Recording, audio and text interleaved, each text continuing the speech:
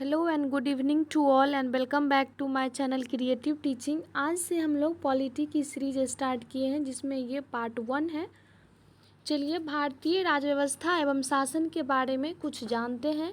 भारत का जो संवैधानिक विकास हुआ था उसमें 2 चरण में डिवाइड किया गया है। पहले जो ईस्ट इंडिया कंपनी के शासन के अंतर्गत जो अधिनियम पारित किए गए थे वो 1773 से 1853 में लाया गया, और जो एक ब्रिटिश क्राउन के अंतर्गत पारित अधिनियम है वो 1858 से 1947 तक लाया गया था।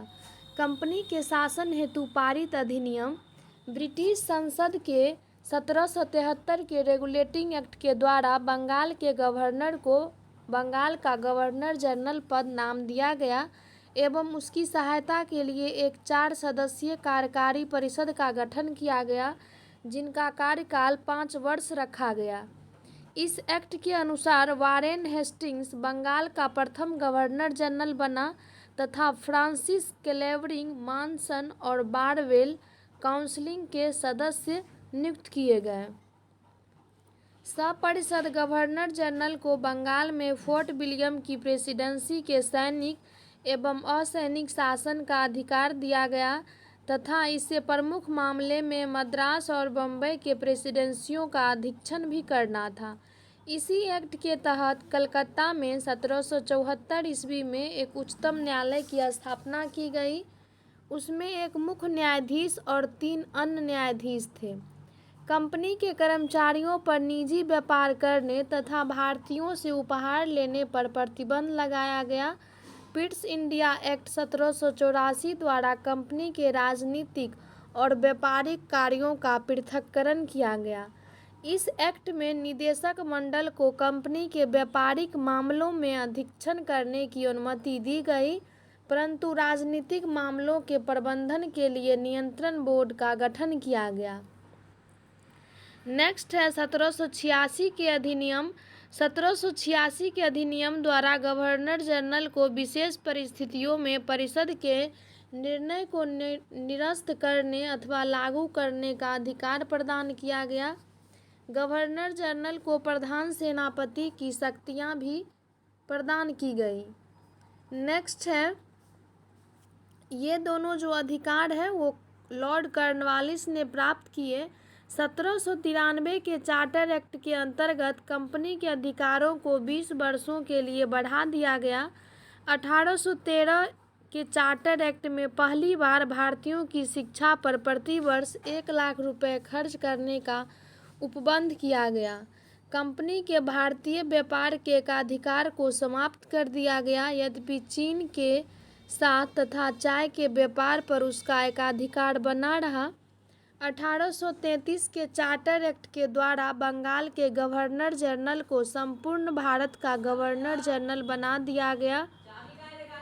इस चार्टर एक्ट की धारा 87 के अनुसार कोई भी भारतीय केवल धर्म, जन्मस्थान, वंश और वर्ण के आधार पर सरकारी सेवा के लिए अयोग्य नहीं समझा जा सकता। देश की शासन प्रणाली का केंद्रीकरण हो गया। किसमें? 1833 के चार्टर एक्ट में। लॉर्ड विलियम बेंटिक भारत का प्रथम गवर्नर जनरल बना। कंपनी के समस्त व्यापारिक कार्य समाप्त कर दिए गए तथा भविष्य में उसे केवल राजनीतिक कार्य ही करने थे। गवर्नर जनरल की परिषद में एक कानूनी सदस्य, चौथा सदस्य को सम्मिलित किया गया। सर्वप्रथम मैकाले को कानूनी सदस्य के रूप में शामिल किया गया। इस एक्ट के तहत सपरिषद गवर्नर जनरल को पूरे भारत में कानून बनाने का अधिकार प्रदान किया गया। इसी एक्ट में नियुक्तियों के लिए योग्यता संबंधी मापदंड अपनाकर भेदभाव को समाप्त किया गया। 1853 के चार्टर एक्ट द्वारा विधायी शक्तियों को कार्यपालिका शक्तियों से पृथक्करण करने की व्यवस्था की गई। विधि निर्माण हेतु भारतीय केंद्रीय जो विधान परिषद है उसकी स्थापना की गई 1853 के चार्टर एक्ट के द्वारा, और सिविल सेवकों की भर्ती एवं चयन हेतु खुली प्रतियोगिता का शुभारंभ 1853 के चार्टर एक्ट के द्वारा किया गया। नेक्स्ट हम लोग इसके क्वेश्चन की ओर बढ़ेंगे कि किस अधिनियम में कलकत्ता में सर्वोच्च न्यायालय की स्थापना का प्रावधान किया गया। तो रेगुलेटिंग एक्ट 1773 ईस्वी में जो है वो स्थापना का प्रावधान दिया गया।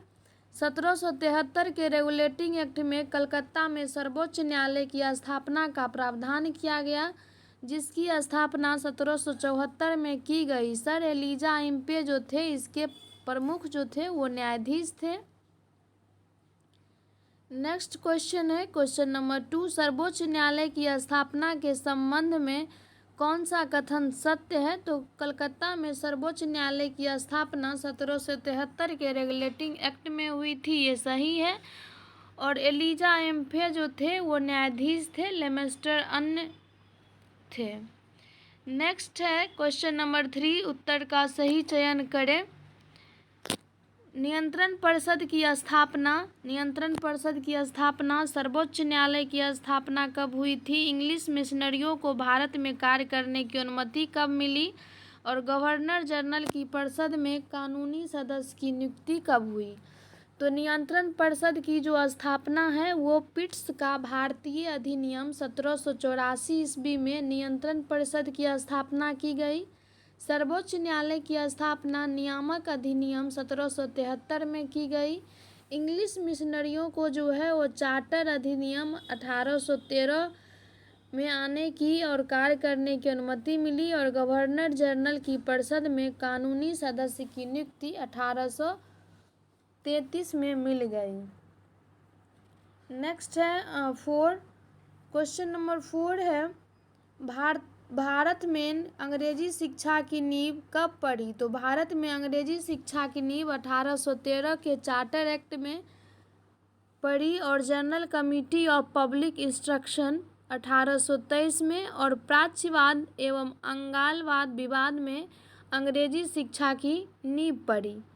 ईस्ट इंडिया कंपनी ने ओरिएंटल शिक्षा की प्रचलित प्रणाली को हतोत्साहित किया और पश्चिमी शिक्षा और अंग्रेजी भाषा को बढ़ावा दिया। 1813 के चार्टर अधिनियम में भारत में शिक्षा के प्रचार के लिए प्रति वर्ष 1 लाख रुपए खर्च करने का प्रावधान को अपनाया गया। और 1823 ईस्वी में general committee of public instruction का गठन किया गया, जिसकी जिम्मेदारी शिक्षा के लिए 1 लाख रुपए देने की थी।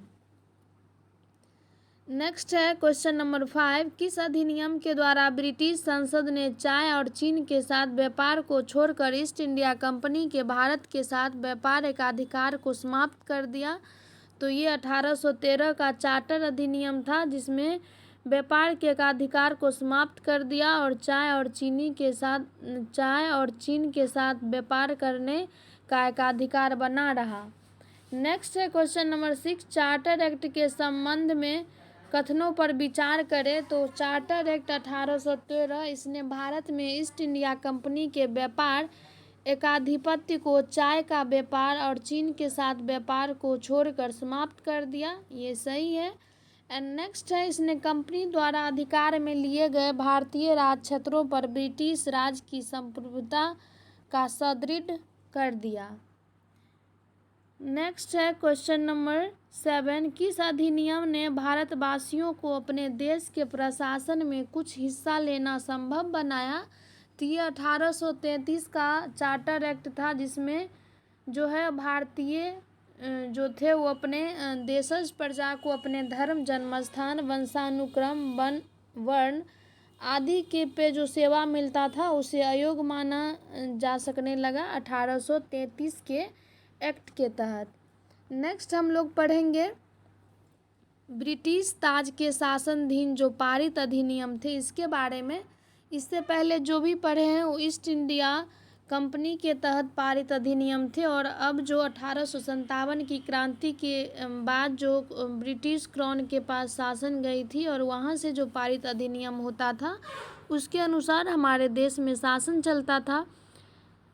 तो आइए हम लोग डिस्कस करते हैं। ब्रिटिश संसद के भारत शासन अधिनियम 1858 द्वारा भारत का शासन ब्रिटिश ताज के अधीन कर दिया गया। गवर्नर जनरल को अब भारत का वायसराय भी कहा जाने लगा, जो ब्रिटिश ताज का प्रत्यक्ष प्रतिनिधि बन गया। लॉर्ड कैनिंग भारत का प्रथम वायसराय बना।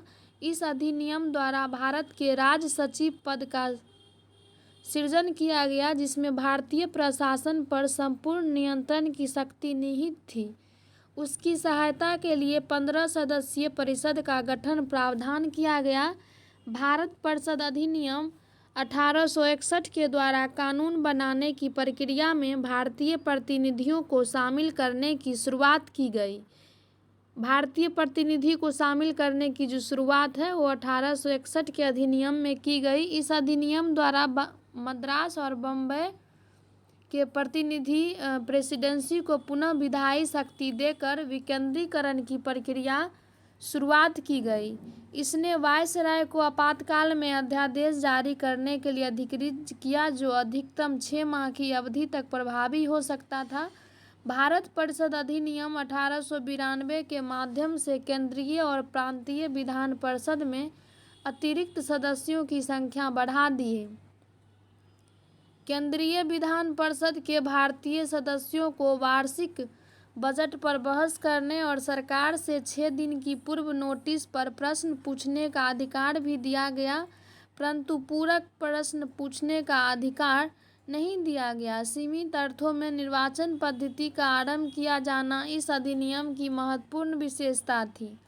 भारत परिषद अधिनियम 1909 को मार्ले मिंटो सुधार के नाम से जाना जाता है। इस अधिनियम के द्वारा भारतीयों को विधि निर्माण तथा प्रशासन दोनों में प्रतिनिधित्व प्रदान किया गया। इसके तहत वायसराय की कार्यकारिणी परिषद में भारत को पहली बार शामिल किया गया। इस अधिनियम ने केंद्रीय तथा प्रांतीय विधायी शक्तियों को बढ़ा दिया। परिषद की सदस्यों को बजट में और लोकहित के विषय विवेचना करने, प्रस्ताव लाने और प्रश्न पूछने के साथ पूरक प्रश्न पूछने का अधिकार दे दिया गया।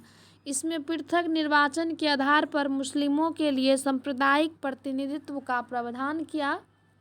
भारत शासन अधिनियम 1919 को मॉन्टेग्यू चेम्सफोर्ड सुधार के नाम से जाना जाता है। इस अधिनियम के द्वारा पहली बार प्रत्यक्ष चुनाव प्रणाली अपनाई गई। सांप्रदायिक आधार पर निर्वाचन प्रणाली को विस्तार करते हुए इसे सिखों, भारतीय ईसाइयों, अंगाल भारतीयों तथा यूरोपियों के लिए भी लागू कर दिया गया।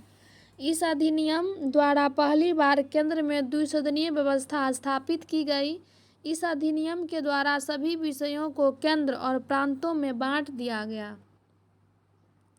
द्विसदनीय केंद्रीय विधानमंडल समस्त ब्रिटिश भारत के लिए कानून बना सकती थी। इस अधिनियम के तहत प्रांतों में द्वैत शासन लागू की गई। प्रांतीय विषयों को 2 भागों आरक्षित और हस्तांतरित में बांट दिया गया। इस अधिनियम में पहली बार उत्तरदायी शासन शब्द का प्रयोग किया गया। इसके अंतर्गत एक आयोग का गठन किया जाना था, जिसका कार्य 10 वर्ष के बाद इस अधिनियम की समीक्षा करने के बाद रिपोर्ट प्रस्तुत करना था। भारत शासन अधिनियम 1935 द्वारा सर्वप्रथम भारत में संघात्मक सरकार की स्थापना की गई। इस अधिनियम के द्वारा प्रांतों में द्वैत शासन समाप्त कर केंद्र में द्वैत शासन लागू किया गया। भारत में मुद्रा और साख पर नियंत्रण के लिए भारत रिजर्व बैंक की स्थापना की गई। सांप्रदायिक निर्वाचन प्रणाली का विस्तार करते हुए दलित जातियों, महिलाओं और श्रमिकों को इसमें सम्मिलित किया गया। इस अधिनियम के तहत 1937 में संघीय न्यायालय की स्थापना हुई। इस अधिनियम द्वारा बर्मा को ब्रिटिश भारत से अलग कर दिया गया और 2 नए प्रांत सिंध और उड़ीसा का निर्माण हुआ। इसके तहत कुछ प्रांतों में द्विसदनात्मक व्यवस्था की गई। भारतीय स्वतंत्रता अधिनियम 1947 में 15 अगस्त 1947 को भारत को स्वतंत्र एवं संप्रभु राष्ट्र घोषित किया गया। इसने वायसराय का पद समाप्त कर दोनों डोमिनियन राज्य में गवर्नर जनरल का पद सृजित किया।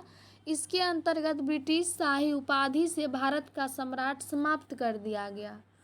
चलिए हम लोग प्रश्न की ओर देखेंगे। निम्नलिखित में से किस अधिनियम के अंतर्गत भारत विधान परिषद को बजट पर बहस करने की शक्ति प्रदान की गई? तो भारत परिषद अधिनियम 1862 के अंतर्गत बजट पर बहस करने की शक्ति प्रदान की गई। 1892 ईस्वी के भारत परिषद अधिनियम ने विधान परिषद के कार्यों में वृद्धि की। इसके तहत बजट पर बहस करने की शक्ति दी गई, परंतु मतदान का अधिकार नहीं था। इस अधिनियम के तहत 6 दिन की पूर्व नोटिस पर कार्यपालिका से प्रश्न पूछने की अनुमति दी गई, परंतु पूरक प्रश्न पूछने का अधिकार नहीं था। नेक्स्ट है 2, ब्रिटिश भारत में सांप्रदायिक प्रतिनिधित्व की व्यवस्था निम्नलिखित में से किस अधिनियम में की गई? तो सांप्रदायिक प्रतिनिधित्व की जो व्यवस्था है वो कब की गई थी? तो ये जो है वो भारत काउंसिल अधिनियम में की गई थी, या मार्ले मिंटो सुधार में, या मॉन्टेग्यू चेम्सफोर्ड सुधार, या भारत सरकार अधिनियम में। तो ये जो सांप्रदायिक प्रतिनिधित्व की व्यवस्था है ये मॉन्टेग्यू चेम्सफोर्ड सुधार 1919 में की गई थी।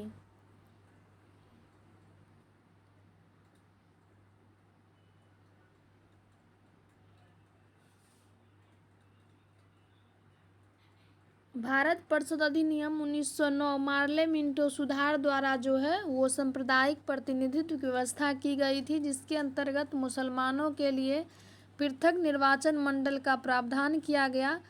किस अधिनियम द्वारा भारत में संघीय न्यायालय की स्थापना की गई? तो संघीय न्यायालय की जो स्थापना है वो 1 अक्टूबर 1937 को भारत सरकार अधिनियम 1935 के अंतर्गत की गई। इसके मुख्य न्यायाधीश सर मैरिस गेवेर थे। नेक्स्ट है भारत का संघीय न्यायालय किस वर्ष में स्थापित हुआ? तो 1937 में। केंद्र में द्वैत शासन किस अधिनियम के अंतर्गत स्थापित किया गया? तो भारत सरकार अधिनियम 1935। और प्रांतों में द्वैत शासन 1919 के अधिनियम में किया गया था। नेक्स्ट है किस अधिनियम ने केंद्र में द्वैत शासन प्रणाली स्थापित की? तो भारत सरकार अधिनियम 1935।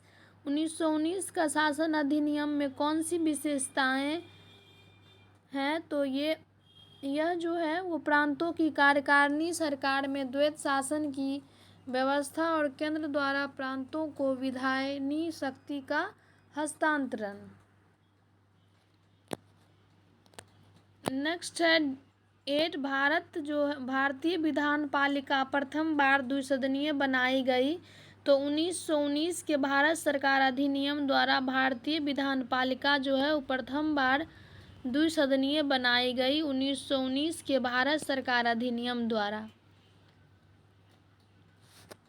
नेक्स्ट क्वेश्चन है केंद्र में कौन एक्ट द्विसदनीय विधायिका लाया? तो 1919 का एक्ट जो है वो द्विसदनीय विधायक केंद्र में लाया। नेक्स्ट है राष्ट्रपति की अध्यादेश निर्गत करने की शक्ति प्रेरित है भारत सरकार अधिनियम 1935 से।